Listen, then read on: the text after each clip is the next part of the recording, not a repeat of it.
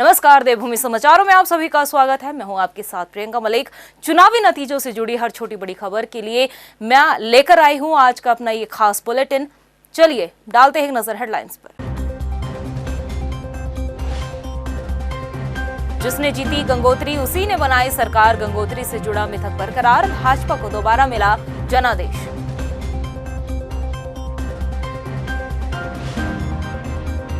प्रदेश में राजनीति में नया इतिहास दर्ज, पहली बार देहरादून से जीती महिला प्रत्याशी, कैंट विधानसभा सीट से सविता कपूर बनी विधायक। भाजपा में मुख्यमंत्री को लेकर उठ रहे सवाल के बीच कैलाश विजयवर्गीय का बड़ा बयान, विधानमंडल दल की बैठक में होगा राय मशवरा, पार्टी हाईकमान ही करेगा फैसला। भाजपा को पूर्ण बहुमत दिलाकर अपनी ही सीट से चुनाव हारे पुष्कर सिंह धामी, भुवन कापड़ी से मिली मात। भाजपा में अब अगले मुख्यमंत्री के लिए खड़े हुए सवाल। और लालकुआ विधानसभा सीट से हरदा की बड़ी हार से कांग्रेस में मायूसी, कार्यकर्ताओं ने संगठन पर उठाए सवाल, अपनों के ऊपर ही फोड़ा हार का ठीकरा।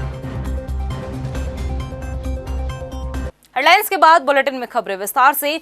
बात सबसे पहले सियासत की। 2022 की बिसात में जनता ने अपना फैसला सुना दिया है।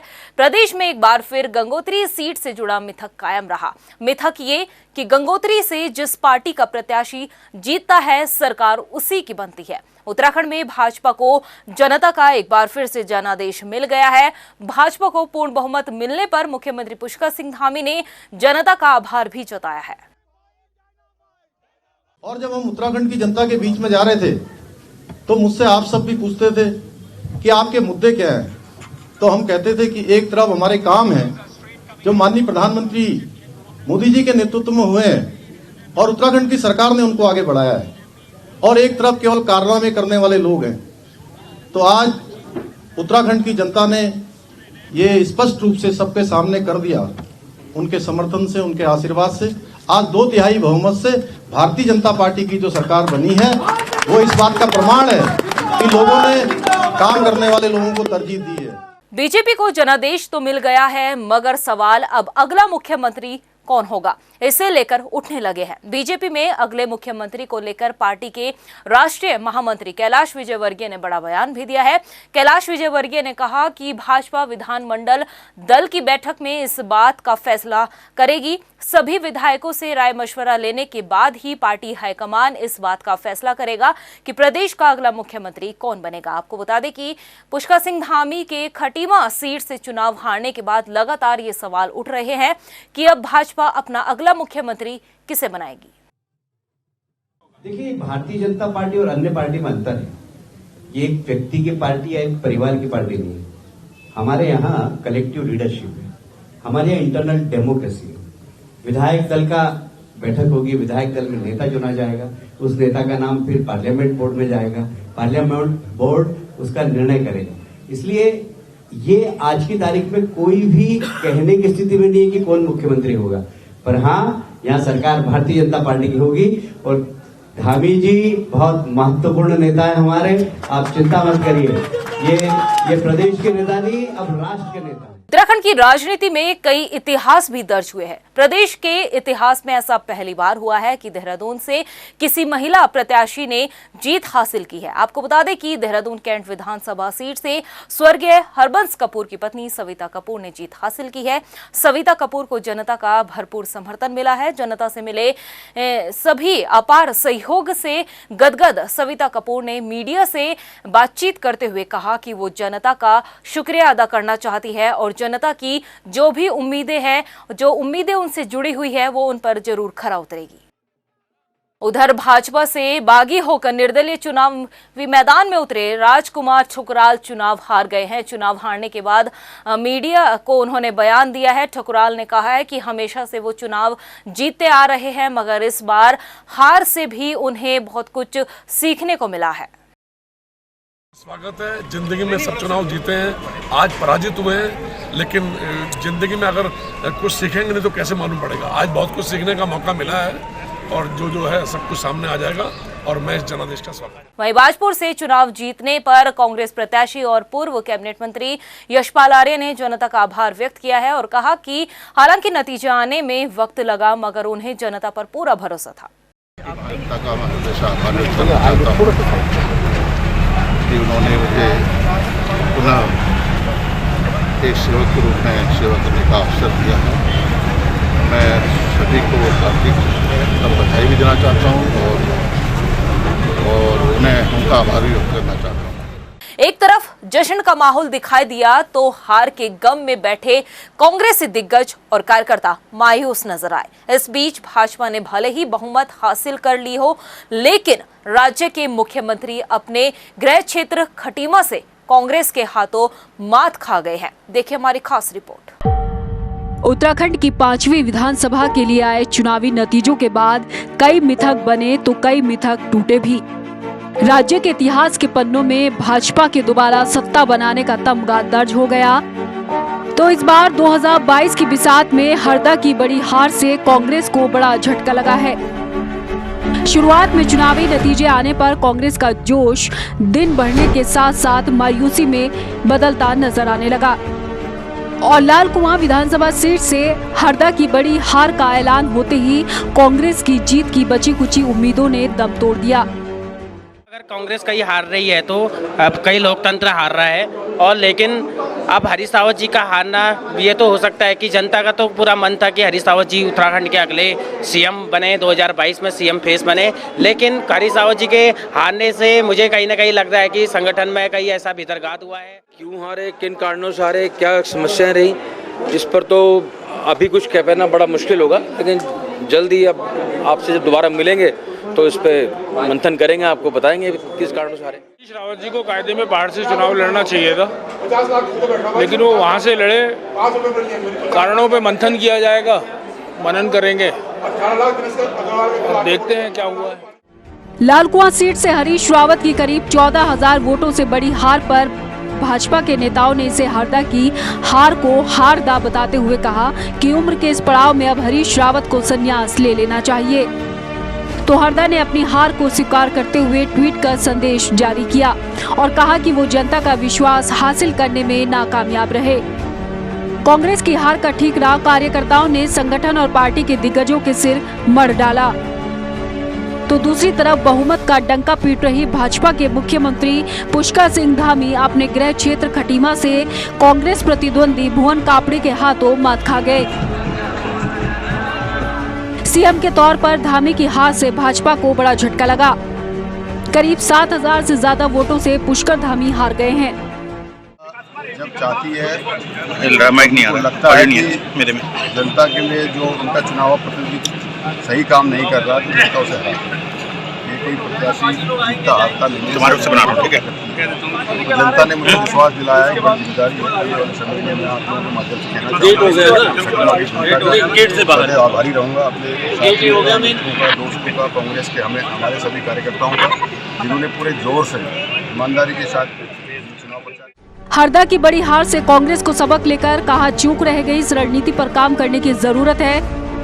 तो पुष्कर सिंह धामी की हार के बाद अब भाजपा में अगला मुख्यमंत्री कौन होगा, इसको लेकर भी सियासी गलियारों में सवाल अब तैरने लगे हैं। ऐसे में देखना होगा कि भाजपा अब अगले 5 साल के लिए कौन से मुख्यमंत्री के चेहरे को उतारती है और कांग्रेस अपनी रणनीतियों में क्या बदलाव करती है। टाइम टीवी के लिए देहरादून से हितेश त्यागी के साथ ब्यूरो रिपोर्ट। लाल कुआं विधानसभा सीट से पूर्व मुख्यमंत्री हरीश रावत को हराकर जीते भाजपा प्रत्याशी मोहन सिंह बिष्ट ने पार्टी और जनता का आभार जताया है। इसके साथ ही उन्होंने पार्टी और जनता की हर उम्मीद पर खरा उतरने का भी दावा किया है। हम पहले से ही अपनी जीत को लेकर आश्वस्त थे और मैं पहले दिन से कहते आ रहा था कि हम इस चुनाव को जीत रहे हैं और भारी अंतर से जीत रहे हैं और निश्चित रूप से उसके पीछे हमारा इस क्षेत्र में लंबे समय से जो लोगों के बीच में हमारे संपर्क था वो और भारतीय जनता पार्टी का जो यहाँ पर काम है वो रहा। पिछली सरकार जो हमारी भारतीय जनता पार्टी की थी उसके द्वारा किए गए जन कल्याणकारी कार्यों का भी हमको लाभ मिला। उत्तराखंड में 5वें विधानसभा चुनाव संपन्न हो चुका है। हार जीत का फैसला जनता के सामने है। जीत का ताज एक बार फिर से भारतीय जनता पार्टी के सिर ही सजा है। अगले 5 सालों तक उत्तराखंड में शासन की गद्दी पर राज करने वाली बीजेपी को ही जनता ने चुना है।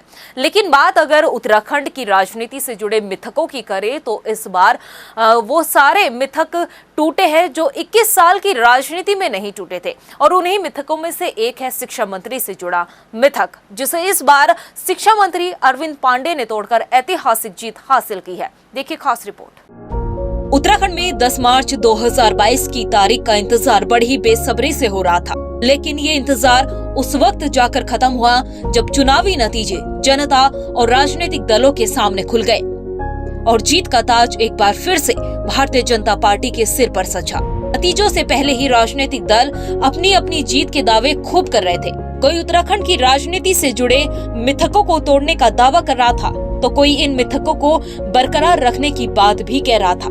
लेकिन इस बार 21 साल की राजनीति का वो मिथक टूटा है जिसे आज तक कोई नहीं तोड़ पाया था। जी हाँ, उत्तराखंड में शिक्षा मंत्री से जुड़े मिथक की हम बात कर रहे हैं, जिसे इस बार शिक्षा मंत्री अरविंद पांडे ने तोड़कर ऐतिहासिक जीत हासिल की है। आपको बता दें कि उत्तराखंड राज्य का जब से गठन हुआ है तब से जो भी विधायक शिक्षा मंत्री की कुर्सी पर बैठा है वो कभी जीत ही नहीं पाया। उत्तराखंड में शिक्षा मंत्री को लेकर एक ऐसी परंपरा बन गई थी कि जो भी शिक्षा मंत्री की कुर्सी पर बैठेगा वो कभी जीत नहीं पाएगा, और ये परंपरा अब ऐतिहासिक रूप ले रही थी। लेकिन शिक्षा मंत्री अरविंद पांडे ने इस परंपरा को तोड़ दिया है और जीत हासिल की है।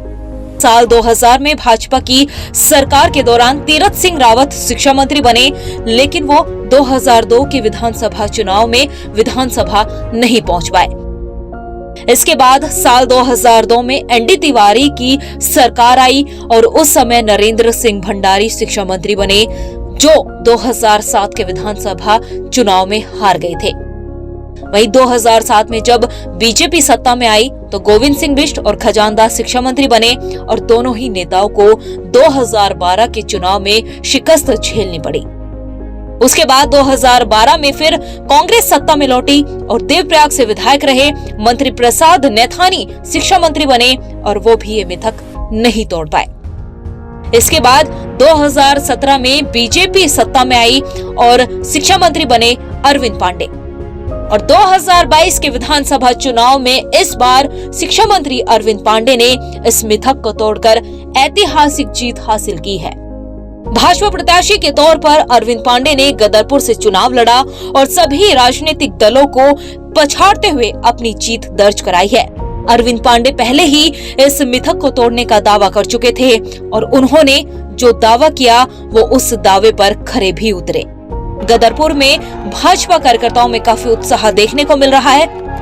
प्रदेश भर में खुशी का माहौल बना हुआ है। बहुत बड़ा एक लगता था कि अभेद है कि जो शिक्षा मंत्री बनता वो चुनाव नहीं जीतता, लेकिन मेरी गदरपुर की जनता ने मुझको अपना बेटा भाई समझ के जो मेरे पे विश्वास जताया है, मैं बिल्कुल भगवान वाहेगुरु की सौ, मैं गदरपुर की जनता का कभी दिल नहीं टूटने दूंगा। चाहे मैं अपने आप को फना कर लूँ, मैं अपना लाख नुकसान कर लूँ, लेकिन गदरपुर की जनता को कभी अपमानित नहीं होने दूंगा, ये मेरा वादा है। और भगवान ने मौका दिया, इस शिक्षा व्यवस्था में आम जनता का पहला विकल्प सरकारी स्कूल होंगे, ये मेरा आप लोगों से वादा है। टाइम टीवी के लिए गदरपुर से गौतम सरकार की रिपोर्ट। वहीं हरिद्वार विधानसभा सीट पर भाजपा के प्रदेश अध्यक्ष मदन कौशिक ने धमाकेदार जीत हासिल की है। उन्होंने हरिद्वार सीट से अपने प्रतिद्वंदित कांग्रेस के सतपाल ब्रह्मचारी को हराया है। भाजपा कार्यकर्ताओं में जबरदस्त उत्साह देखने को मिल रहा है। ढोल नगाड़ों पर झूमते नाचते हुए नजर आ रहे हैं। वहीं इस मौके पर मदन कौशिक ने क्षेत्र की जनता और पार्टी कार्यकर्ताओं का भी धन्यवाद किया है। मैं हरिद्वार की समस्त जनता को हृदय से नमन करता हूं, जिसका आशीर्वाद मुझे 5वीं बार मिला है। निश्चित रूप से हरिद्वार की जनता का जो स्नेह, अपार स्नेह है, ये स्नेह मेरे जैसे कार्यकर्ता के लिए भावुक क्षण है और मैं हरिद्वार की जनता को हृदय से नमन करता हूं। और बात अगर नैनीताल विधानसभा सीटों की करें तो नैनीताल की 6 विधानसभा सीटों में से 5 पर भाजपा काबिज हुई है। एक सीट कांग्रेस के खाते में आई है। स्क्रीन पर हम आपको नैनीताल जिले की 3 अलग अलग विधानसभा सीटों की तस्वीर दिखा रहे हैं, जहां हल्द्वानी विधानसभा सीट पर कांग्रेस प्रत्याशी सुमित हिरदेस के समर्थक जीत का जश्न मनाते हुए नजर आ रहे हैं। तो वहीं दूसरी तस्वीर नैनीताल सीट की ही है। यहां पर भाजपा प्रत्याशी सरिता आर्य ने जीत हासिल की है और तीसरी सीट जो है वो भीमताल से है। यहां भाजपा के राम सिंह कैड़ा को जनता ने अपना समर्थन दिया है। सबसे पहले आज मैं सारे अपने इष्ट देवताओं, कुल देवताओं को, भगवान को और अपनी माता जी को सबसे पहले याद करता हूँ, उन्हें धन्यवाद देता हूँ जो आशीर्वाद मुझे प्राप्त हुआ। और उसके बाद जो देवतुल्य कार्यकर्ता है, जो भाई हैं, जो बहन हैं, माताएं हैं, बुजुर्ग हैं, जिन्होंने दिन रात एक करके बहुत कड़ी मेहनत करी, तपस्या करी। और हमें नहीं पता था कि ऐसी विषम परिस्थिति में हमें फिर चुनाव लड़ना पड़ेगा, लेकिन 2017 की फिर से यादें आ गई और फिर भी विपरीत परिस्थितियों में हमने चुनाव निकाला है। तो इसलिए मैं आभार प्रकट करना चाहता हूं अपने कार्यकर्ताओं का। देखिए, जिस तरह से मैं लड़की हूं, मैं लड़ सकती हूं का एक नारा मैं कांग्रेस में बुलंद कर रही थी। भारतीय जनता पार्टी ने मुझे टिकट देकर जो आशीर्वाद दिया और मेरा मान सम्मान बढ़ाया, मैं तहे दिल से शीर्ष नेतृत्व का आभार प्रकट करूंगी। माननीय नरेंद्र मोदी जी और अपने मुख्यमंत्री जी, प्रदेश अध्यक्ष जी और सांसद जी अपने अजय भट्ट जी का, और देवतुल्य कार्यकर्ताओं का बहुत बहुत आभार कि उन्होंने जो मुझे जिस तरह से चुनाव लड़ाया, मुझे महसूस नहीं होने दिया कि मैं दूसरी पार्टी से आई। इस जीत के लिए जनता का आशीर्वाद है और भारतीय जनता पार्टी का आशीर्वाद है, मोदी जी का आशीर्वाद है। और रात दिन घर घर और गांव-गांव जो मैं गया था, मेरी जनता ने मेरा संघर्ष और रात दिन मेरे काम का मुझे रिजल्ट दिया है। और एक बार फिर एक नजर नैनीताल की बची हुई विधानसभा सीटों पर भी डाल लेते हैं। 3 अलग अलग जगह की तस्वीर हम आपको अपनी स्क्रीन पर दिखा रहे हैं। पहली लालकुआ से, जहां भाजपा के मोहन बिष्ट को जनता ने चुना है। दूसरी कालाडूंगी से, जहां कैबिनेट मंत्री भाजपा प्रत्याशी बंसीधर भगत पर जनता ने अपनी मुहर लगाई है। और उसी के साथ में रामनगर से भी भाजपा के दीवान सिंह बिष्ट जीते हैं। इन सभी सीटों पर जश्न का माहौल देखने को मिल रहा है। के लिए बहुत बहुत आभार प्रकट करता हूं, धन्यवाद करता हूं और कार्यकर्ताओं को भी हृदय से धन्यवाद करता हूं कि उन्होंने निस्वार्थ भाव से जिस प्रकार से काम किया है, उसका परिणाम आज ये है। और साथ ही ये जीत उसके मुंह पर भी कालिक है जिसने मेरे चरित्र पर दाग लगाने के लिए कोई ऑडियो जारी किया। जनता ने उसके मुंह पर करारा तमाचा मारते कालिक पोती है और उसने कहा है राजनीति करनी है तो इस स्तर तक मत गिरो। वही बात अगर भगवानपुर विधानसभा सीट की करें तो भगवानपुर विधानसभा सीट से कांग्रेस प्रत्याशी ममता राकेश ने अपनी जीत का परचम लहराया है। ममता राकेश ने अपने देवर सुबोध राकेश को दूसरी बार पराजित किया है। इससे पहले 2017 के विधानसभा चुनाव में सुबोध राकेश भाजपा की टिकट पर चुनाव लड़ रहे थे, तो इस बार उन्होंने हाथी पर सवार होकर यानी कि बसपा का दामन थामकर चुनावी मैदान में उतरने का फैसला लिया था, लेकिन जीत ममता राकेश की ही हुई। ममता राकेश ने अपनी जीत का श्रेय पार्टी कार्यकर्ता और जनता को दिया है। देखिए, सबसे पहले तो मैं परमपिता परमात्मा का धन्यवाद करना चाहती हूँ। उसके बाद हमारी पार्टी के शीर्ष नेताओं ने मुझ पर भरोसा जताया और कांग्रेस पार्टी ने मुझे तीसरी बार भगवानपुर से टिकट देने का कार्य किया, जिस पर भगवानपुर की सम्मानित जनता ने बहुत समझदारीपूर्ण फैसला लिया और मुझे उसी तरह से अपना आशीर्वाद, सहयोग और सम्मान देने का काम किया जिस तरह से पिछले चुनाव में उन्होंने मुझ पर भरोसा जताया। मैं दिल की गहराइयों से भगवानपुर की सम्मानित जनता का, कांग्रेस पार्टी के सम्मानित कार्यकर्ताओं का, ये हमारी कार्यकर्ताओं की दिन रात की मेहनत का नतीजा है। वहीं चक्राता विधानसभा सीट की बात करें तो चक्राता विधानसभा सीट हमेशा से ही कांग्रेस का गढ़ माना जाती है और एक बार फिर से कांग्रेस का ही दबदबा देखने को मिला है। कांग्रेस प्रत्याशी प्रीतम सिंह ने जीत हासिल की है। इस सीट से भाजपा प्रत्याशी रामशरण नोटियाल चुनावी मैदान में उतरे थे, जिन्हें हार का सामना करना पड़ा। प्रीतम सिंह ने अपनी जीत के लिए पार्टी और जनता का आभार व्यक्त किया है। उधर हरिद्वार ग्रामीण विधानसभा सीट से कांग्रेस प्रत्याशी अनुपमा रावत ने जीत हासिल की है। अनुपमा रावत ने यहां भाजपा के कैबिनेट मंत्री स्वामी यतीश्वरानंद को मात दी है। इस दौरान अनुपमा रावत ने जनता और कार्यकर्ताओं का धन्यवाद किया। हालांकि लालकुआ से पिता हरीश रावत की हार पर वो दुखी नजर आई। और मैंने हमेशा से कहा कि बदला नहीं, हार जीत लगी रहती है, इलेक्शंस हैं और हम बदलाव चाहते हैं और वहाँ की जनता भी हरिद्वार ग्रामीण की बदलाव चाहती है और आज उसी का नतीजा है कि हरिद्वार ग्रामीण के देवतुल्य जनता ने, हमारे सभी सम्मानित कार्यकर्ताओं ने मिलकर ये चुनाव को मुझे लड़ाया और आज ये जो जीत मिली है ये सब उसी का परिणाम है। ये तो वही बता सकते हैं। और रही बात, जब इलेक्शन में कोई खड़ा होता है, जीतते भी हैं हारते भी हैं, कई बातें रहती हैं। वही बात अगर लोहाघाट विधानसभा सीट की बात करें तो लोहाघाट से कांग्रेस प्रत्याशी खुशहाल सिंह अधिकारी को जनता ने चुना है। लोहाघाट से कांग्रेस प्रत्याशी के सामने निवर्तमान विधायक पूरन सिंह फर्त्याल मैदान में थे। जीत मिलने पर कांग्रेस प्रत्याशी ने समर्थक और जनता का शुक्रिया अदा किया। मैं ये जनता का आशीर्वाद है, जनता का पद है, सब आपका है, क्योंकि हमने हमारे लोगों को, इस समाज को जो कठिनाइयाँ हो रही थी, उस कठिनाई से निजात पाने के लिए जो मेरी जनता की मंशा होगी उसके अनुसार उनके अनुरूप में काम करूँ। प्रदेश की खबरों में इतना ही, फिर हाजिर होंगे कुछ खास खबरों के साथ। तब तक के लिए मुझे दे इजाजत, लेकिन जाने से पहले एक नजर हेडलाइंस पर। नमस्कार। जिसने जीती गंगोत्री उसी ने बनाई सरकार, गंगोत्री से जुड़ा मिथक बरकरार, भाजपा को दोबारा मिला जनादेश।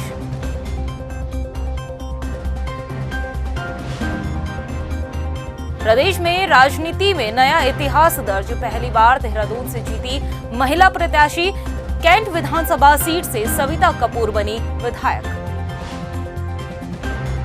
भाजपा में मुख्यमंत्री को लेकर उठ रहे सवाल के बीच कैलाश विजयवर्गीय का बड़ा बयान, विधानमंडल दल की बैठक में होगा राय मशवरा, पार्टी हाईकमान ही करेगा फैसला।